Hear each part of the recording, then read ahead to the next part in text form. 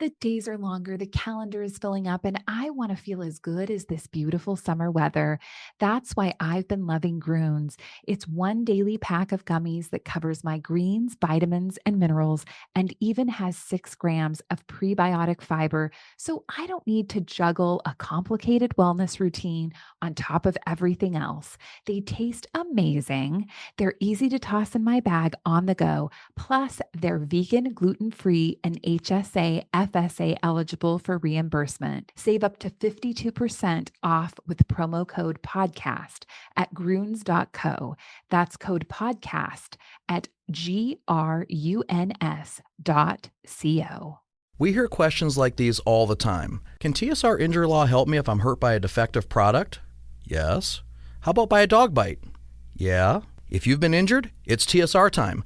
Call us today for a free consultation at 612-TSR-TIME.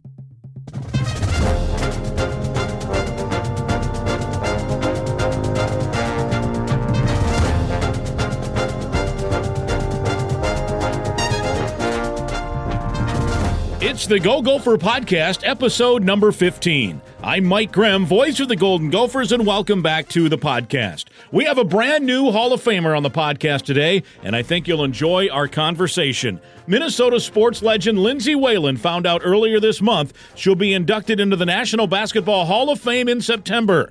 She'll give us a behind-the-scenes tour of how she found out about it and how much she's looking forward to it. We'll talk to her about that and much, much more. It should be awesome. Our Go Gopher podcast is presented by alumni-owned Sunbelt Business Advisors and True North Mergers and Acquisitions. If you're a business founder planning to exit your business, start by contacting Sunbelt Business Advisors and True North Mergers and Acquisitions. Sunbelt serves more businesses up to $5 million in revenue than anyone, and True North M&A serves companies with revenues up to $150 million. You can get a confidential, no-cost, no-obligation business valuation started today. Make the most of your life's work. Visit sunbeltminnesota.com or tnma.com today. Our podcast is also presented by State Farm agent Tony Hoagland at ChamplinInsurance.com. As always, our thanks to Tony Hoagland, a big Gopher fan. We invite you to subscribe to our podcast. You can do so and go back and listen to previous Go Gopher podcast. Last week, for example, we previewed this week's NCAA Women's Gymnastics Championships with Gopher head coach Jenny Hansen and star gymnast Lexi Ramler. But when we come back, it'll be one of the top athletes to ever perform in the state of Minnesota, Lindsay Whalen. But first, a word from Tony. Hey, Gopher fans, this is your State Farm agent, Tony Hoagland. We are super excited to be part of the new Mike Grimm Show on Talk North. For the year of 2022, we will be donating $10 to the University of Minnesota Children's Masonics Hospital for everyone that calls our office or checks in with us online and mentions that they heard about us on Talk North and the Mike Grimm Show. We are really excited again that Mike came on board with Talk North. You can reach us at 763-421-4900. You can find us on the web at ChamplinInsurance.com. Again, 763-421-4900, or find us on the web at ChamplinInsurance.com. Roll the boat, Sky Yuma, go Gophers. It's episode number 15, the Go Gopher podcast with Mike Grimm. I wish it was episode 13. We have maybe the most famous number 13, in Minnesota sports history with us. But, if it were 2 weeks ago, we'd be okay. But it's 15. Lindsay Whalen, brand new Basketball Hall of Famer. Well, at least a pending inductee coming up in September. Lindsay, good to see you. Great to see you. And thank you.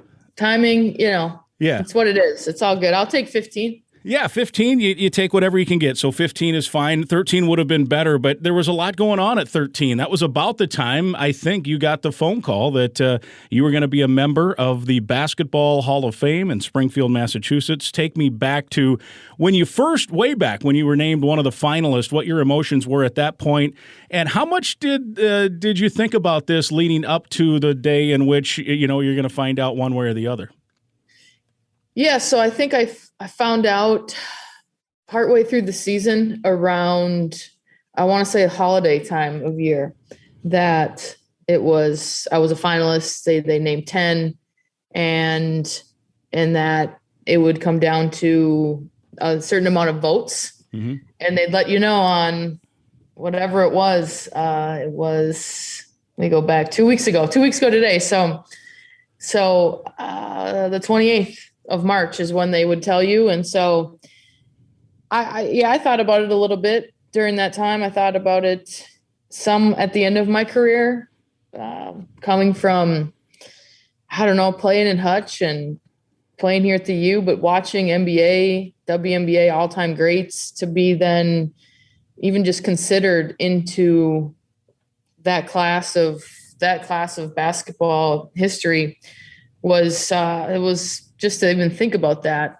was really cool. And then I was like, oh, that would be quite the exclamation point on a career. And so I thought about it a little bit at the end of my career. And then for sure, leading up to those days, I had a lot of time to sit and think because I had COVID. And I found out on my last day of isolation that I was in the Hall of Fame. And they gave me a call. And so then I called just a few people. You know, it's kind of one of those things that they say, well, it's Monday. It won't go out till Saturday, so keep it quiet. But then it's like, how are you supposed to do that? So I called my parents and called Ben. He was at work. Like I said, it was a Monday. And next thing you know, you're in New Orleans and doing all that, celebrating with your classmates. So it was pretty big whirlwind. Yeah, it's amazing, and yeah, thank goodness you were able to come out of COVID. Were you did you get sick? Was it, or did you have symptoms? Yeah, I was pretty sick. So it was right after we finished in the WNIT. So we went out and played on that Sunday and at South Dakota State. Yep. And that Tuesday we had a couple year-end meetings, staff meeting Monday, and then some individual meetings Tuesday. And throughout Tuesday, I progressively was kind of just got more of a cough, like a dry cough. And then I woke up Wednesday with a fever and was in aches. And I mean, I wasn't in rough shape, but it was for Wednesday, Thursday, Friday of that week. It was not great. Yeah. And then I woke up like Saturday through the weekend and I was thinking like, oh man, yeah, I've kind of bounced back here. So yeah, feel really good now. But it was kind of, 2-3 days there. It was kind of miserable. Man, that's a heck of a year. You had an appendectomy and COVID all in the same season. Yeah, it's hard to really kind of put those two things into where, I mean, that's kind of been my downtime. I've either had surgery or I've been struck by the pandemic. That's kind of been my downtime with just the way that, things are with the transfer portal. And, I don't know if we're going to get into that, but it's kind of the way of our world now in college sports. And then just, was, took a couple little medical hits this year, but still standing, still here, still ready to go. So feeling good. And you're on episode 15. So what can you say? We will talk about the transfer stuff in a bit, but I want to really hit on this Hall of Fame. So you got the call. You had to keep it a secret. Tell us how the call went. I mean, did they tell you to expect a call either way, or only if you got, or only if you were selected as one of the inductees?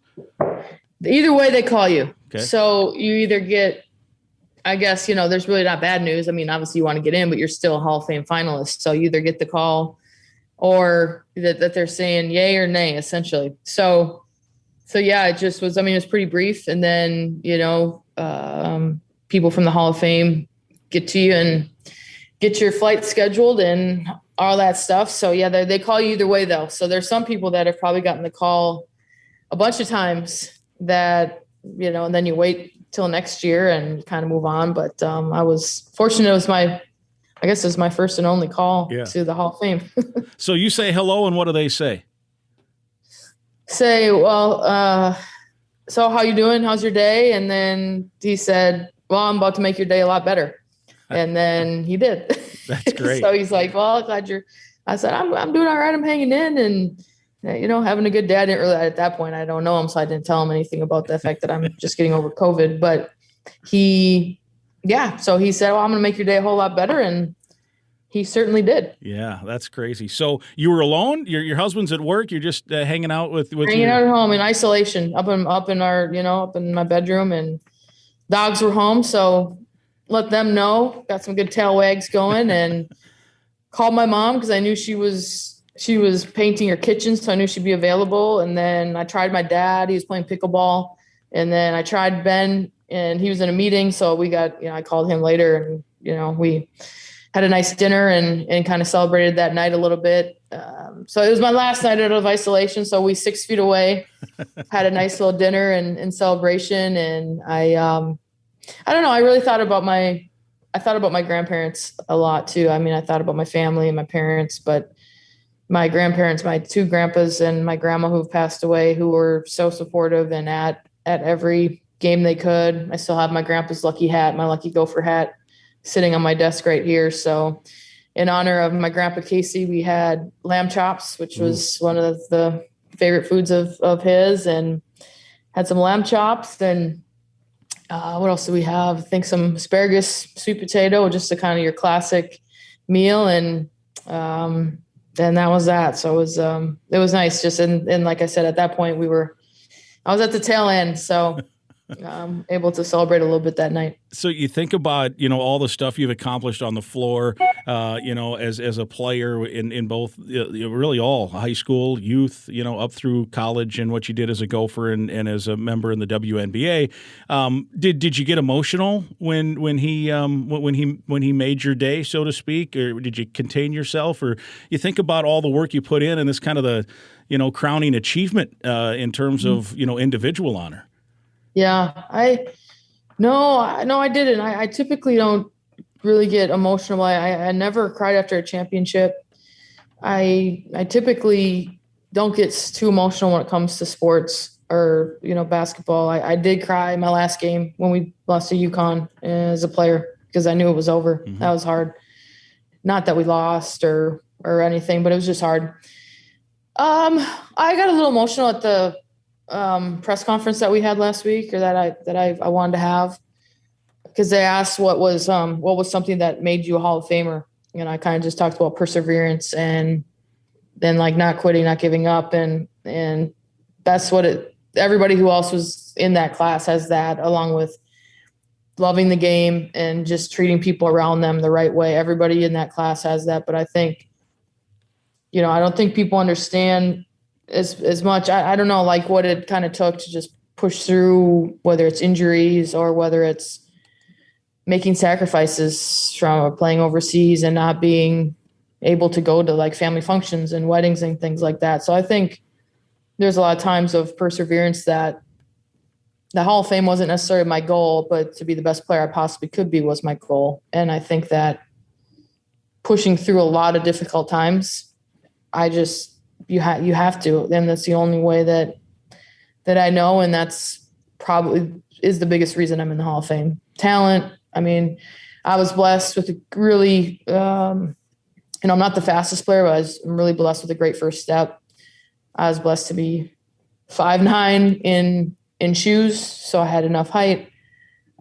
Physically, I could defend well enough, finishing around the rim. That way I'm one of the best players ever. But I think just that I was definitely gifted, but mentally just pushing through different times. So I think the perseverance is what really sets apart Hall of Famers. Where do you think that came from? Where did you get that drive and that perseverance and that competitive nature that you have as a player? So Hutchinson, Minnesota, oldest of 5. My dad worked at 3M. My dad worked shift work for 36, 37 years. My mom stayed at home when she could, but she also had to go back to work when ended up being 5 of us. So my mom worked at hospital in like medical records field. She worked at HTI, which is a huge company out in Hutch. She worked at 3M as well. And I don't know, there's a few times I would want to I get all excited and want to go to camp, whether it was like Gusty basketball camp or Janet Carvin basketball camp or Clem Haskins basketball camp here. And I would get about halfway there and I would want to turn around and go home because I was nervous about, I don't have any friends. And what if I'm, what if I get beat? What if I get embarrassed? And they never let me, Now I would usually try to get some Burger King or McDonald's out of it after. So I'd be like, if I go, can I have Burger King or can I have McDonald's if I go? And then I always ended up having a great time and loved it. But they made, I was like, no, we signed up, we're doing this. And so I think just them, how they raised us and that mentality. I mean, I didn't grow up in the cities, and typically in whether it was AAU or whether it was high school, that typically the teams in the cities were the better teams. And, I felt like there were some really good outstate teams that were usually overlooked, and I was on them. And so I also have always had that chip on my shoulder and then when I got to the U of M at that time, it's not UConn, Tennessee, Stanford, but I'm going to prove to you and push through and show that we can be that good. We can compete against those teams. And then it was in the WNBA, there's always some players that were better, and I tried to improve as much as I could to show that I belong. So a lot of persevering and then just trying to prove people wrong. At what point did you realize, and going to those camps and then competing against other people, that you mentioned that skill set, that quick first step, that tenacious defense in terms of, keeping people in front and being physical and all of that? At what point did you realize, okay, I might be a little better than most people my age, and I might be able to, eventually? When did the colleges start calling and all of that stuff? Honestly, I knew in my first game in 5th grade because I think our team had 12 and I had 8 of them. And my first shot I ever made was from behind the backboard. Really? And yeah, I kind of took a little leaner on the right baseline, and I just kind of floated it over and it wasn't all the way over, but it was kind of like, the angle was pretty crazy that it went in. And so I remember kind of as that game went thinking, I'm making some shots that I'm probably the only one out here that can make these shots. So honestly, from the first game I played, I felt pretty good. And then it was always halfway through my career, whether it was in high school after my 10th grade year, we were 23-2, and we made it to the section finals, lost to a great Mankato team. Mankato East had a couple of really good players, but I felt like, okay, I think I can play college. And then when I got to the U after my sophomore year, I was Big Ten MVP. And I was, we went to the second round of the NCAA tournament. Then I was like, okay, WNBA. And then same thing, like halfway through my career in the WNBA, it was like, I think, okay, national team. But it's just like I put the time in to like work and to have those goals kind of become reality. So, yeah, I would say sophomore year. After that sophomore year, you kind of take that step, and then it all worked out. Yeah, it sure did, no doubt. All the way now to the Hall of Fame, which is coming up in September, Springfield, Massachusetts. You go in with a lot of big names: Tim Hardaway, Ginobili, Swin Cash as well. Did you get to rub some elbows with those folks down in New Orleans when you were introduced, and what was that like? Yeah. So the class is great. I'm thankful to go in with Swin and Teresa Grentz, all-time great. Coached at Illinois, coached at Rutgers, played at Immaculata, one of the first superstars of our game. Marianne Stanley was on that team as well. George Karl, grew up watching his Sonic teams, and Bob Huggins, loved his teams, whether it was at Cincinnati back in the day or now West Virginia.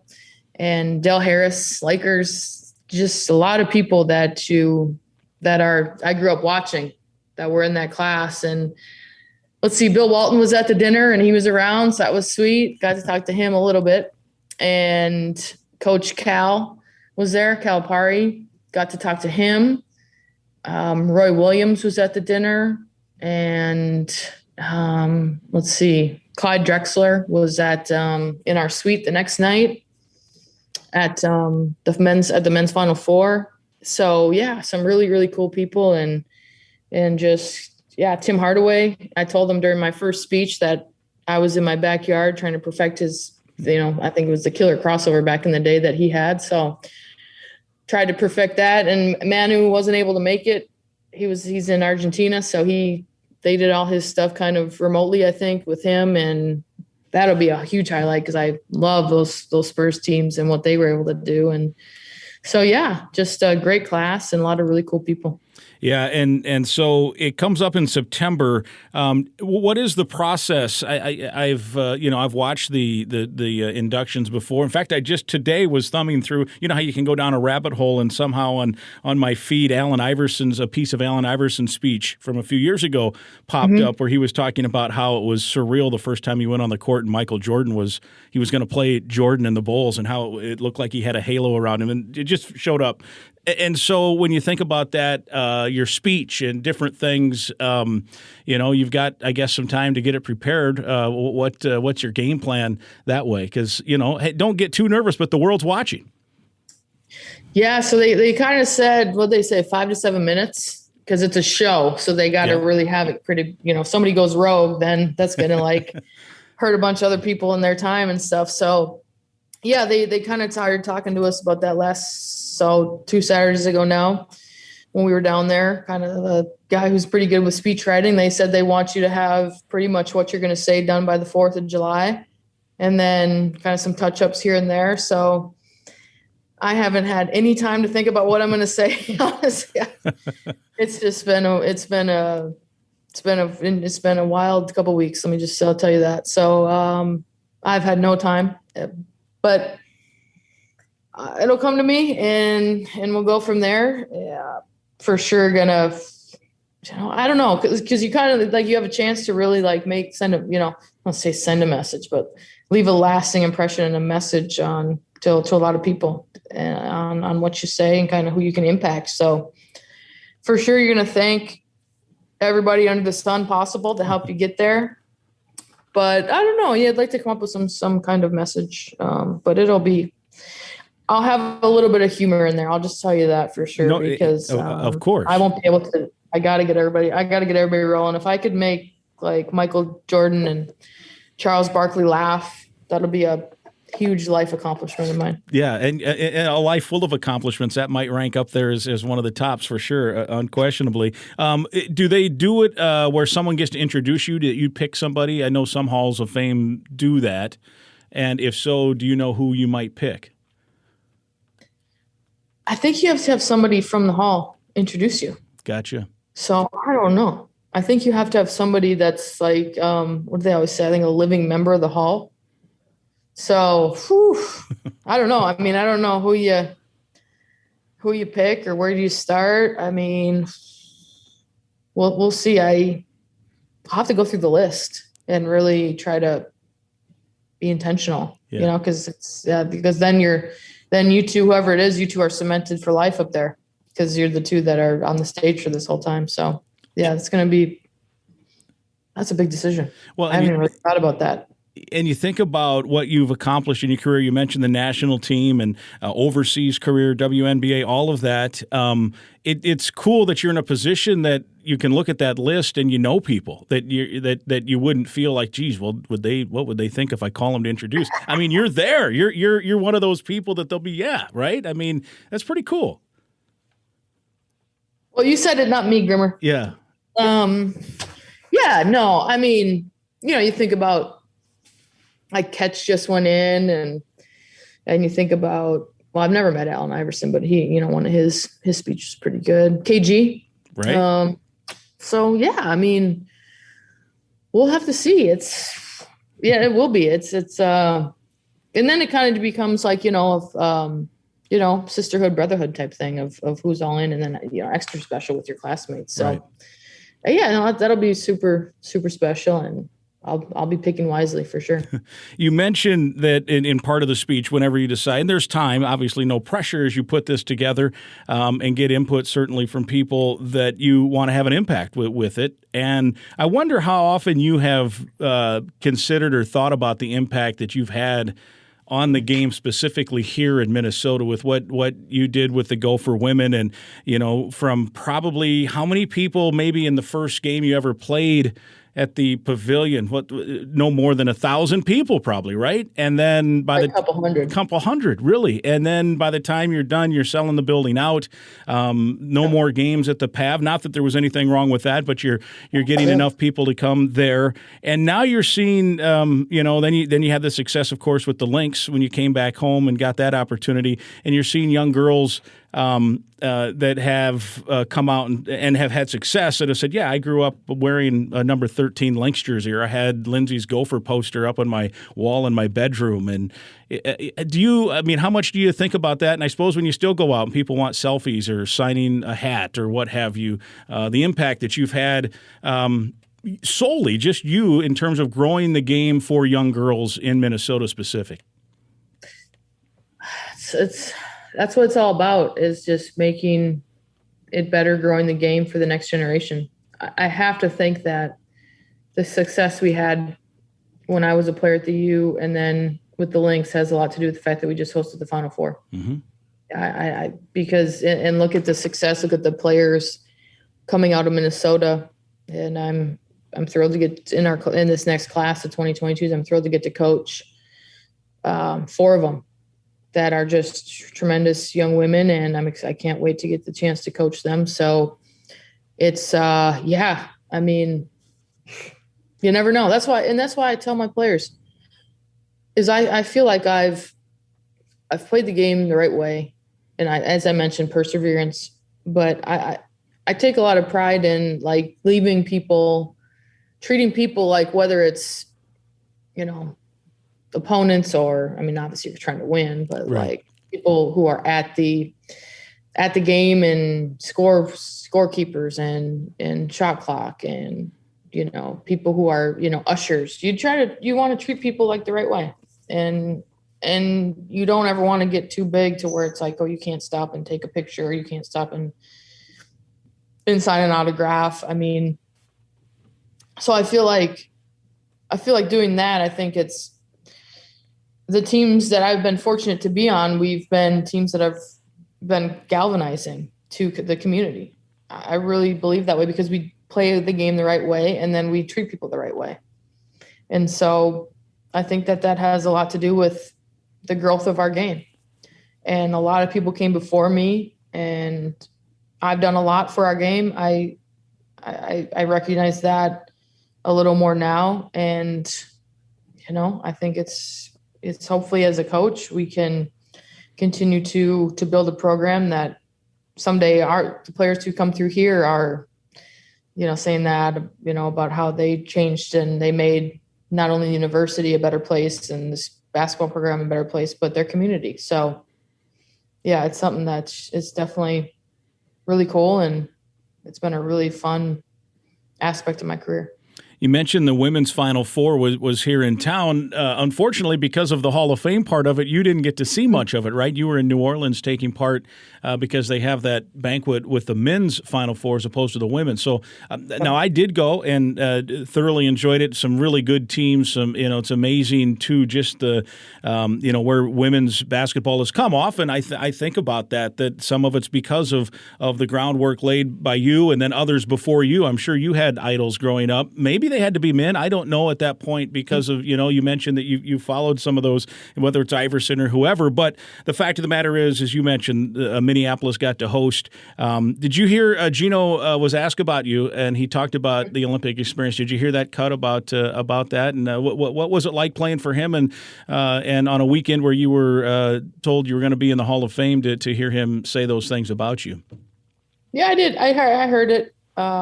It was it was a cool video clip and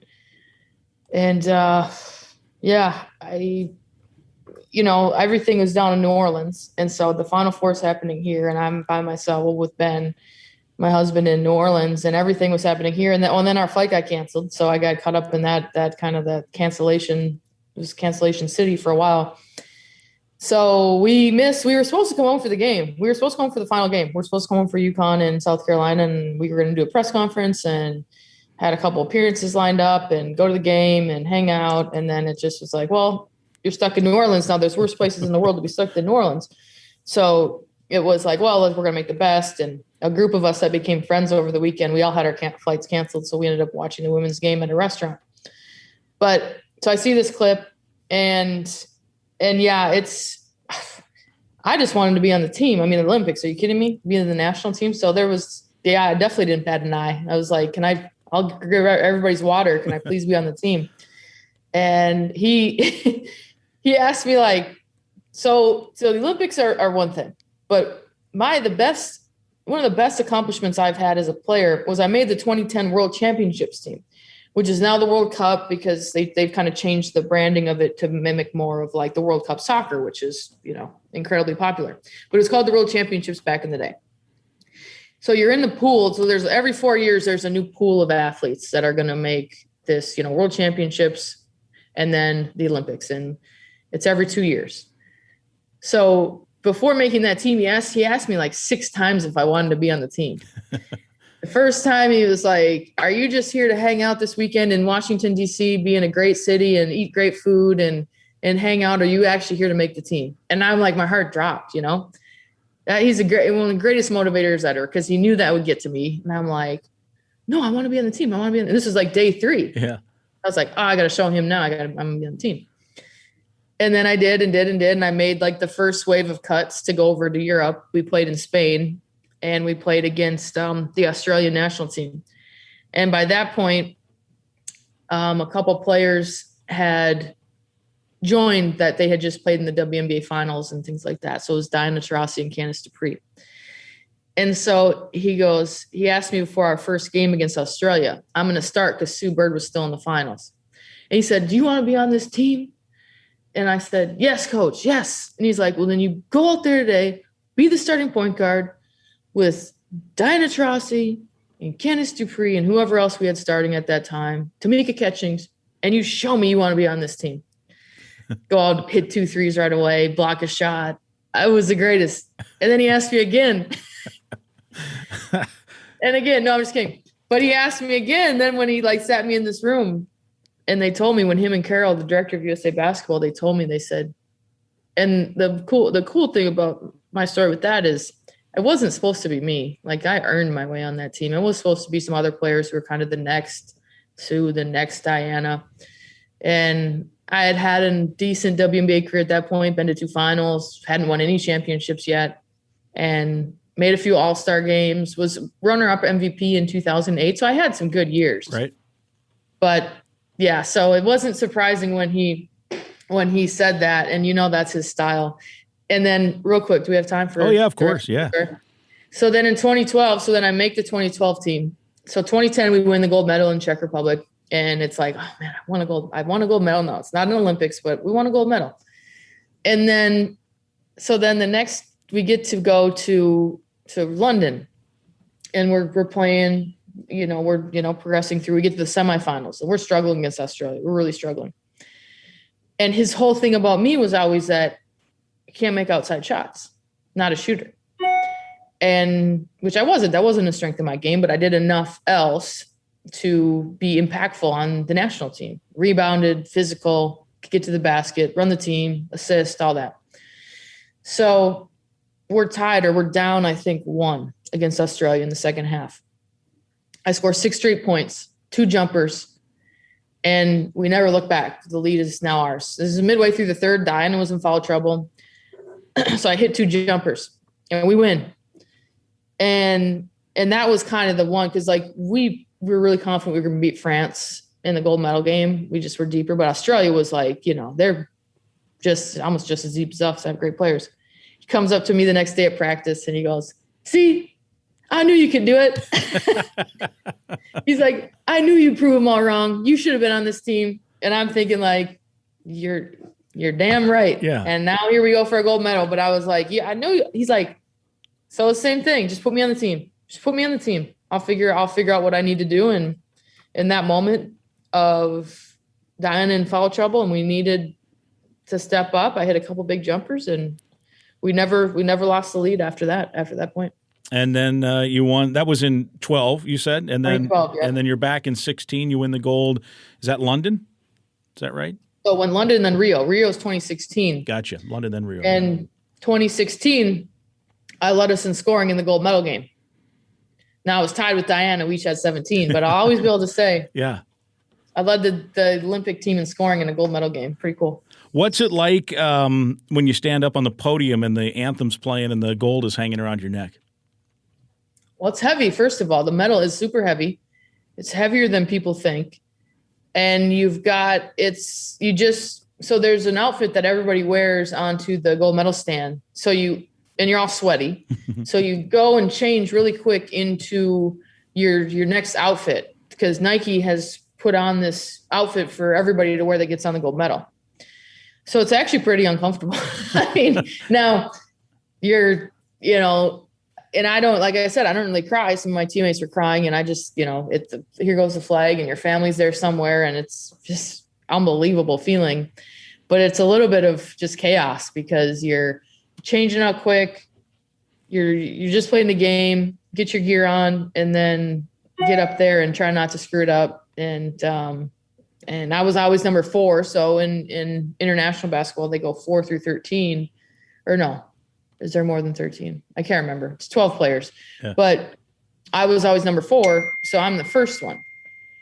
And I'm like, just don't screw it up, from getting introduced for just games to the gold medal. I just didn't want to trip or drop something or screw it up. So I didn't. You didn't. No doubt about it. Well, man, it's so cool. Headed to the Hall of Fame, September 9th and 10th, Springfield, Massachusetts. Have you been to the Basketball Hall of Fame? Yes, I have. Okay. I've been several times. Yeah. So my first year in the WNBA, Connecticut, we went up, and I think we had an exhibition game in Springfield, and they took us through, or we had a practice up there, something like that. We got to go through. It was pretty cool. Now it's much bigger. I was just there last year. I'm on the selection committee for USA Basketball 3-on-3. Oh yeah. And so, I'm on it's a 3-person committee. So last year, the tournament is actually the national, what they call it, national championship of 3-on-3 is at the Springfield Hall of Fame. It's pretty cool. Yeah. And I'll be going back this year in May as well to evaluate and help pick the different 3-on-3 teams that go and compete all the way up to the Olympics. But, there's different things that are different competitions and sending teams and ages and things like that. So it's really, that's been my biggest time I've been to be able to be there. And it's for 3 straight days of watching a lot of hoops. And it's pretty cool. Very, very fortunate. Yeah. Well, I'm sure we'll talk more about the induction ceremony as it approaches in the fall. If you still have a little time, can we talk about the Gopher basketball team coming up? Yeah, absolutely. So you mentioned it's been busy, obviously amongst your personal stuff, getting through COVID and then getting into the Hall of Fame. And then, the roster turnover, which is, you look around the Big Ten and it looks like, and really around the country, I guess I shouldn't single anybody out, and really all sports now. Athletes have been empowered, I guess, is the term I'd use to say, hey, I'm going to try something else if they feel like that's what they want to do. So what's this been like for you? You have the great recruiting class coming in, and then, it seemed like there for 2 or 3 days in a row, a couple of your players decided they wanted to try playing elsewhere. What's that been like, and how you handling that? And now I suppose you're diving in to try to go find players to take advantage of it on the other end. Yeah. So first of all, I think that the transfer portal is a good thing for our student athletes. If if people feel like they want to have an opportunity elsewhere, we want them to be able to have that chance. The transfer portal also has completely changed this college basketball, college sports since I got here in 2018. And there was transfers. I mean, we had people transfer from my team in the early 2000s. But but the transfer portal and NIL have completely changed college sports, and in the last however many years since I've been the head coach. And it's about adjusting, and it's about understanding that. And I think the less time that us as coaches, obviously we have to. You want to keep everybody here. There's no question. But I think the less time we focus on kind of, it being anything negative, we have to just adjust. We have to adjust as coaches.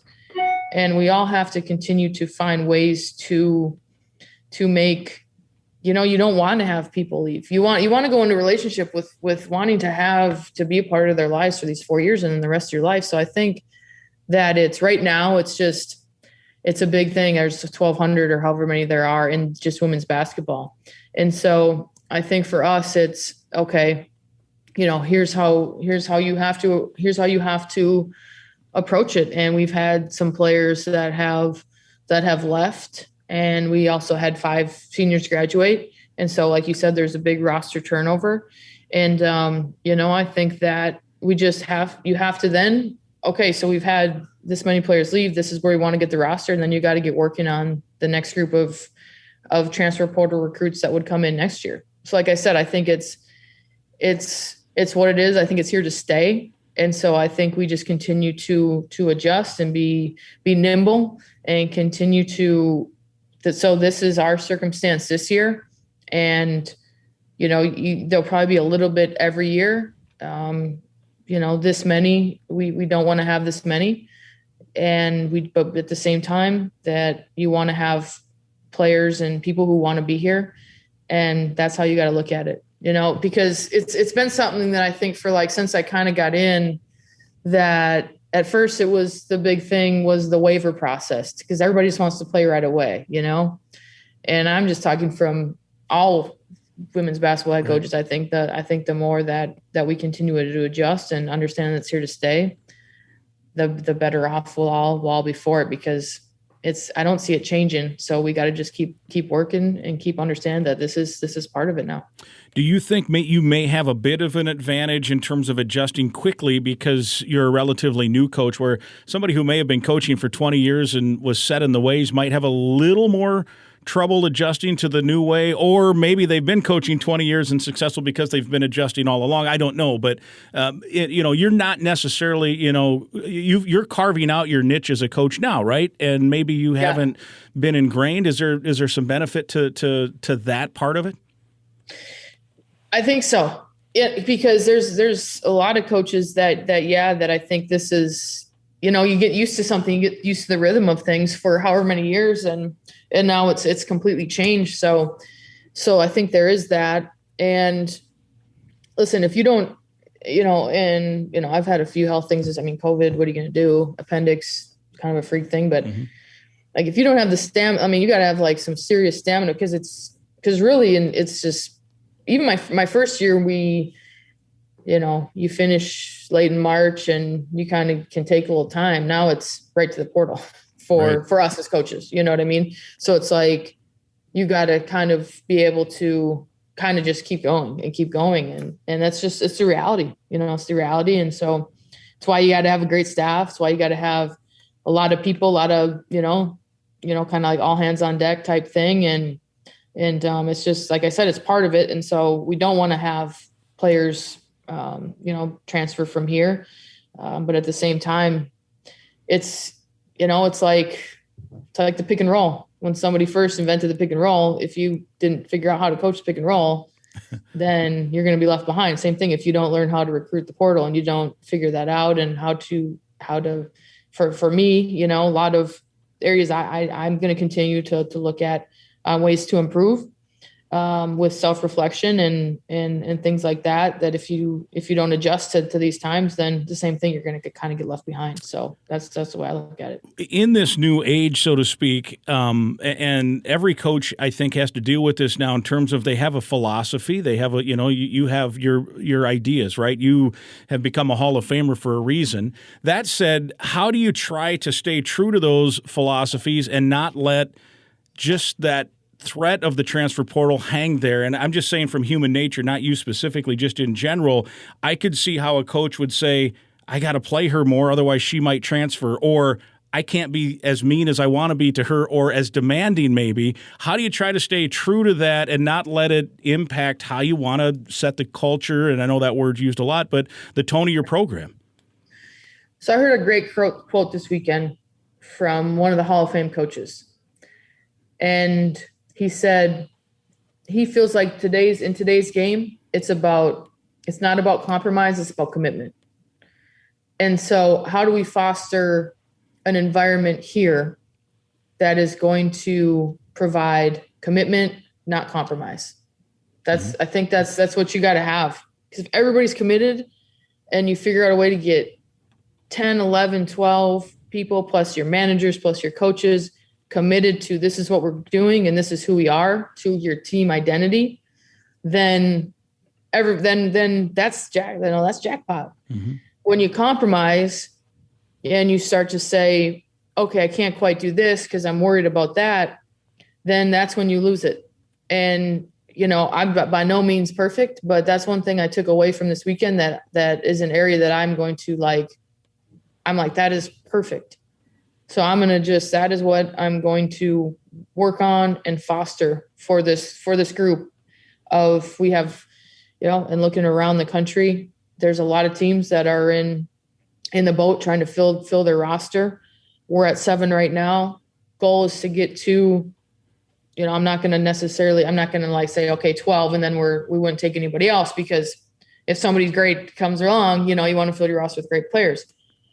But however the number is, that's what we're going to be about. And I feel so strongly in that. And like I said, I have not been perfect by any stretch. None of us are, but I know that I feel really strongly that is going to work, and just continuing to foster an environment for that, on just commit. Just commitment on this is what we do at the defensive end. This is what we do at the offensive end. This is what we do in the classroom. This is what we do when we're in the community. This is who we are when we're in the locker room. This is who we are when we're in the training room, on the court, back at the apartments. Commit to that. And we have our gold standard where we're great teammates. We outwork our opponents. We're leaders in the community, and we're disciplined in everything we do. We just have to continue to make sure that it's just, that commitment piece and not compromising any of it. And now it has become a situation, too, where you're recruiting athletes that you want to fit your style, that goal that you feel can commit right to that gold standard and be committed. But then all of a sudden, something this happens, something that happens, and a player might approach you and say, hey, I'm thinking about entering the transfer portal. At what point is it, okay, I need to either re-recruit this athlete, or she's not committed. She's just, okay, good luck. Move along. And I suppose it depends to an individual circumstance. But, I mean, coaches right now are dealing with stuff that has never had to been dealt with before. And I think of PJ. PJ's got 100 guys he's got to maybe re-recruit every single year. I guess in one sense with basketball, you're working 10 to 13, plus, the high schoolers who are 8th, 9th, 10th, 11th graders. But, man, it's crazy what college coaches are having to figure out right now, learning on the fly, just how this all works. Yeah. So that's why I say the adjustment and then being nimble. So we've gone with that same approach at the end of the season. Our end of the season meeting it's not, I wouldn't necessarily know if, I would say re-recruiting, but here's the plan. Mm-hmm. Here's the plan for here's the roster. Here's the depth chart. Here's where we want to get better from the previous year. And here's where we see your role continuing to expand. And so yeah, we had 5, because at that point we had already had a few before the WNIT. We already had a few transfer before that. And so, yeah, I just think that that's what you have to do, because, and everybody wants to know the plan. Everybody wants to know, what the deal is. And so we just continue to do that. And like you said, PJ, however many, but it's what it is. And so we had five graduate, and we, it's different when you graduate, you kind of, everybody kind of moves on to the next thing. But yeah, it's part of it, like you said. You've got this great recruiting class. I've seen it ranked anywhere from, I think, 9th to 15th, somewhere in there, depending on who is following it. 4 kids, all from Minnesota. Can you take us through? I know one of your future Gophers just won Miss Basketball in Minnesota here this week. Take us through that foursome and tell us a little bit about each one of them, what we can look forward to seeing.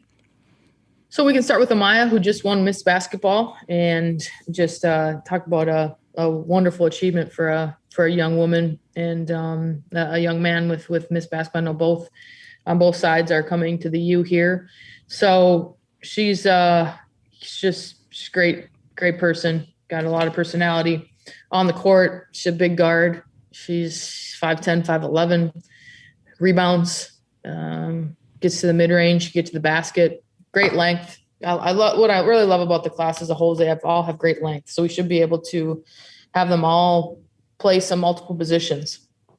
And next guard, Mara Braun, great scorer, can shoot, has great range. She's a winner. She's a winner, and she's somebody who again is 5'10", super competitive, can post up, mismatches a little bit. So she's just a really, really dynamic player. Nia Holloway is defending state high jump champion and is just, she just continues to get better and better and better. She continues to work on her game. She's 6 foot, forward, got great length, played at the top, and Eden Prairie played the top of her press for her high school team. Great length, tenacious, saw her guard 6'8" players this summer out recruiting. And she just is someone, she's got a great personality. They all do. And then Mallory. So we have 2 state champions out of the 4. Mallory won her junior year, and then Amaya wins her senior year. So these guys know how to win. And Mallory is one of the best running the floor post players. Can play 4 and 5s, worked on her perimeter game. And she is somebody who is, her work ethic is tireless. So all 4 then as a group, 2 guards, 2 posts, along with the other 3 with the 3 freshmen with Katie, with Maggie, and with Rose. We've got 7 players who have some really bright futures for the program. And then of course, whoever else we add in through the transfers this year will be the roster. But there's no question it's the highest recruited class in program history, men or women. And so it's something they're very exciting players, all from Minnesota. And it's credit to our staff for putting in the work, and credit to them as well for building relationships, talking about the 4 of them and wanting to stay home and represent their state. So it's going to be fun, and I can't wait for you all to watch them play. Yeah, I can't wait either. I'm looking forward to it as well, and that hopefully starts that trend of players who are high level staying and playing at the barn, which is great. Yep. Now, I know the transfer portal, I think I read that if players want to be eligible, they need to enter by May 1st. So we're just a couple weeks here. You'll have this pool of players, and maybe I'm sure as soon as we're off with the podcast, you'll probably be on some Zoom call somewhere. If you could wave a magic wand, what areas would you like to get accomplished in the transfer portal heading, as we come up here in the next few weeks, and then setting the roster for the summer? Yeah. We need a few at each position. We need a few, you just say perimeter, and let's just say perimeter and then interior. We need, and whether it's 4 or 5, we need a couple at each spot. We need to fill out some of our guard depth as well as our interior. So yeah, I'm thinking 2 to 3, gotta be, it's gotta be the right fit. It's gotta be the right fit with our team and personality wise. I say the same, gold standard values, speech, let's, talk to everybody. So everybody knows that's what our program is about before we even get into X's and O's and style of play and skill development and, facilities and housing and all those things. It's got to be the right fit that way. And so, so I think that no question, we need a few at each position, but then they've got to fit that. And that's the culture piece that everybody talks about. And like I said, that's going to be my thing moving forward, is that commitment over compromise. So we got to continue to hone in on young women that fill all those roles on our team. The last couple for you. I've already kept you longer than I promised, but we appreciate it. You're always so interesting, and I know Gopher fans love to hear your thoughts on everything. Now that you're a coach, I've wanted to ask you this since you've taken over, but now you've got a few years under your belt. Have you now a greater appreciation looking back at what your coaches, I'm sure as players, right? Everyone, why did they do this? Why did he do this? Whether it's, whether it was all the way back to Brenda Fries or Pam Borton or Coach Tebow or Cheryl Reeve, all the, Gino and the Olympics and how they handled things. Do you have a different appreciation now being on this side of it when you looked back and thought, what in the world are they doing here? Why would this coach do this? Well, the biggest thing I appreciate is I think that they saw more in me than I saw in myself at that time. And they all were willing to really push me. And from Gino through all my coaches here at the U of M, they really saw potential and they saw a lot in me, and they put that time and effort and energy into developing me. So, whether it was Cheryl wanting me to, average 14 points a game when I thought I was just coming in to be the assist player on the team with Maya and Simone, or Gino asking me, 200 times if I wanted to be on the team, if I truly wanted to be on the team, whether it was Coach Tebow really having me focus on like truly being a pro as far as diet and things like that, and rest and nutrition, whether it was Pam who challenged me defensively to commit to the defensive end of the floor, knew I could score, knew I could shoot, but how much could she, get me defensively to be able to commit. And, my first two it was so long ago, my freshman, sophomore year, but they gave him the opportunity. Great. All the way back to Coach Littlejohn. She gave him the opportunity to come here. And then, and then Brenda as well. So yeah, I think just the biggest takeaway I have is they were able to see something in me that at times I didn't see in myself, which is pretty powerful. That's why all of them are just tremendous at what they've done. And it's been really fun to then be a part of their story and a part of what they've accomplished and the players that they've coached.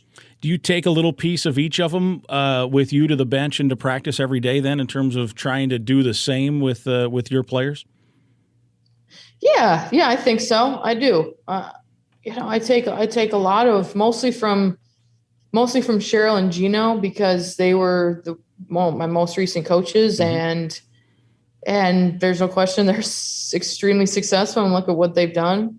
But yeah, and drills that you do, drills that you work on, there's no question. I've taken a lot away from them, and yeah, I just continue to hear what they say, and hear speeches and how they go about things. I mean, Dawn Staley, somebody I played against, and she was an assistant coach on our last Olympic team. So she's somebody who, yeah, no doubt is somebody who you continue to, try to emulate, because look what she's doing. So yeah, I think you take a little bit away from everybody.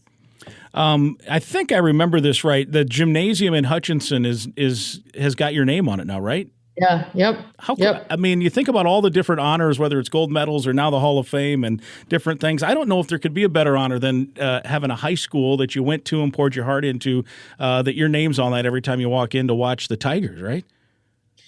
Yeah, Whalen Gymnasium. Doesn't exactly roll off the tongue, but Whalen Gymnasium. It's kind of a tough one. But no, it's pretty cool. It's when they redid the school 3-4 years ago, they approached me about it, and yeah, just crazy. It's just really, really cool, and hopefully some players better than me go through there and they make their mark on whether it's Hutch or, different, sports at different schools and maybe pros, you never know. So, ultimately I feel like too, the thing that's so cool is like the gym is such a safe space. It's a safe space. It's, people getting better, whether it's basketball, whether it's volleyball or wrestling or whatever is going on. It's just, you get to gym, you get to play sports, you get to be with your friends, and it's a safe space to be a part of something. I think sometimes it's a big thing now with our phones and we get isolated, it's just still fun to go to the gym and be a part of something. So the fact that my name is after that. That's pretty cool. Yeah. On that note, I think I've kept you 25 minutes longer than I said, but man, this will everyone's going to want to listen, so it's great. We appreciate it so much. Thank you. Congratulations on the Hall of Fame, and good luck. I know this next few weeks is going to be awfully busy for you here as you get your summer roster set, and can't wait to. We don't want to rush life. At my age, I don't want to rush life, but I am eager to watch Gopher basketball here in the fall. But let's enjoy the summer first. Sounds good. Sounds like a great plan. Thank you so much. Thanks, Coach. Yep. How about that? There she is, the Hall of Famer, Lindsay Whalen. I hope you enjoyed listening to that as much as I enjoyed doing the interview. The Go Gopher podcast is presented by Sunbelt Business Advisors and True North Mergers and Acquisitions. If you're buying or selling a business, visit sunbeltminnesota.com or tnma.com today. We're also sponsored by State Farm agent Tony Hoagland. Brandon Morton is our producer and technical expert. And again, I'd invite you to listen to past podcasts, and please be sure to subscribe to the Go Gopher podcast right now. It's absolutely free to listen. We'll talk again next week.